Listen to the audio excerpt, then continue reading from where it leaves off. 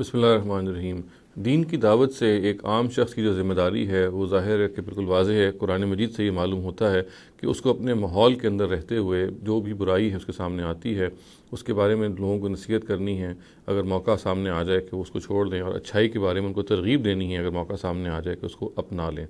چنانچہ یہ وہ دین کی ذمہ داری ہے جو ہر شخص ہم میں سے ادا کر رہا ہوتا ہے۔ اس میں ایک اکثر سوال پیدا ہو جاتا ہے جس کو ہم آج موضوع بحث بنائیں گے، اور جس کی وجہ سے بعض دفعہ لوگ اس ذمہ داری کو چھوڑ بیٹھتے ہیں، اور وہ دراصل شیطان کا ایک بہلاوا، اس کی طرف سے ایک اکساوا ہے۔ اور وہ یہ ہے کہ عام آدمی بعض دفعہ یہ سمجھتا ہے کہ جو اچھائی کی بات اس کے پاس ہے اگر وہ دوسرے کو بتاتا ہے تو بعض دفعہ اس سے وہ برائی خود سرزد ہو جاتی ہے، یعنی اس کے نقیض اس سے خود سرزد ہو جاتا ہے۔ مثال کے طور پہ دیکھیے کہ اگر اس کے سامنے کوئی ایسا شخص آتا ہے جو غصہ کرتا ہے یا ایسی بدتمیزی سے گفتگو کرتا ہے، تو بعض دفعہ ایسا ہوتا ہے کہ ایک شخص کو یہ خیال آتا ہے کہ یہ غصہ تو مجھ سے بھی ہو جاتا ہے، بدتمیزی کی گفتگو تو میں بھی کر بیٹھتا ہوں بعض دفعہ جذبات میں آ کے، تو اگر میرے سے یہ برائی ہو رہی ہے تو مجھے کوئی حق نہیں پہنچتا کہ میں دوسروں کو اس کی تلقین کروں۔ گویا کہ مجھے اگر میں یہ کام کروں گا تو لوگ مجھے کہیں گے کہ دوسروں کو نصیحت اور خود میاں فصیحت، تو اس کے مستاق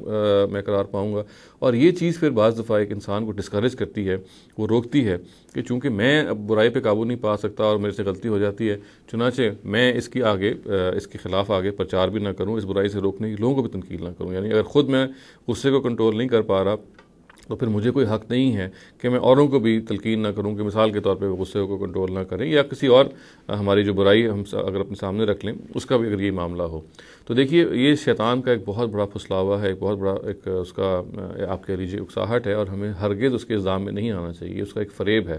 انسان ہے، غلطی اس سے ہو جاتی ہے، اور غلطی ہونے کے ناطے اصل چیز یہ نہیں ہے کہ غلطی اس سے نہ ہو، بلکہ قرآن مجید سے معلوم ہوتا ہے اصل چیز یہ ہے کہ غلطی کرنے کے بعد اس کا رویہ کیا ہے۔ اگر غلطی کرنے کے بعد وہ دوبارہ پلٹتا ہے، دوبارہ پلٹنے کی اس میں صلاحیت ہے، بے شک وہ بار بار پلٹے، اور اس کے بعد اللہ تعالیٰ یہ کہتے ہیں قرآن مجید میں کہ اگر ایک آدمی سے جذبات میں آ کے کوئی غلطی ہو گئی ہے، گناہ کر بیٹھا ہے، تو پھر وہ اس پر لازماً کہتے ہیں کہ میں رحمت سے متوجہ ہوتا ہوں اور اس کو معاف کر دیتا ہوں۔ تو قرآن مجید نے یہ وہ خوشخبری ہے جو ان لوگوں کو سنائی ہے جو جذبات میں آ کے کوئی گناہ کر بیٹھتے ہیں۔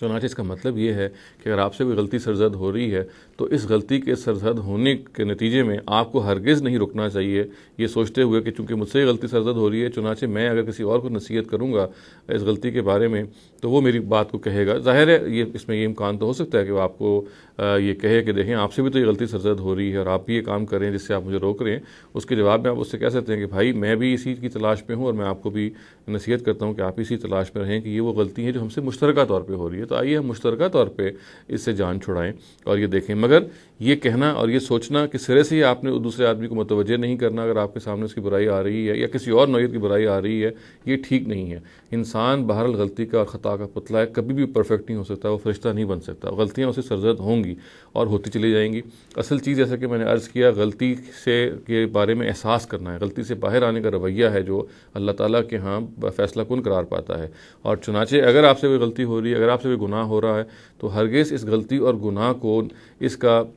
اس کی وجہ نہیں بننا چاہیے کہ آپ اس غلطی اور گناہ کو اگر کسی اور کے اندر دیکھیں تو پھر آپ اس کو اس سے نہ روکیں۔ یہ میں نے جیسے کہ عرض کیا شیطان کا ایک بہت بڑا حملہ ہوتا ہے، ایک بہت بڑا وار ہوتا ہے، وہ ایک انسان کو مایوس کرنے کی کوشش کرتا ہے اپنے بارے میں اپنے حوالے سے، اور کہتا ہے کہ چونکہ تم اتنے زیادہ گناہ گار ہو اور تم سے اتنی غلطیاں ہوئی ہیں تو تمہیں کوئی حق نہیں پہنچتا کہ تم اوروں کو نصیحت کرو۔ اس سے ہمیں ہر حال میں بچنا چاہیے اور اللہ تعالیٰ سے دعا کرتے رہنا چاہیے کہ بہرحال انسان ہونے کے ناطے خطائیں ہم سے ہوں گی، مگر انشاءاللہ ہم جب خطاؤں کو ریلائز کریں گے، جب ان کا احساس ہوگا تو ہم باہر آئیں گے اس کیفیت سے، اللہ تعالیٰ سے توبہ کریں گے، اور امید ہے انشاءاللہ اللہ تعالیٰ ہمیں معاف فرمائیں گے جیسے کہ قرآن مجید انہوں نے ہم سے وعدہ کیا ہے۔ اور پھر ہم یہ بھی کریں گے کہ ہم سے اگر یہ غلطی ہو رہی ہے اور یہی غلطی ہم کسی اور شخص میں دیکھ رہے ہیں تو ہم کوشش کریں گے کہ اس کو بھی اس پہ متوجہ کریں اور یہ بتائیں کہ دیکھیں یہ وہ چیز ہے جس سے ہمیں نکلنا چاہیے، اور اگر مجھ سے بھی یہ کام غلط ہو رہا ہے تو آئے مل کے ہم جدوجہد کریں۔ ہرگز یہ نہیں سوچنا چاہیے کہ اپنی غلطی جو ہے وہ اصل میں ایک ایسی چیز ہے کہ جو آپ کو روک رہی ہے اس بات سے، یا آپ کو اس چیز پر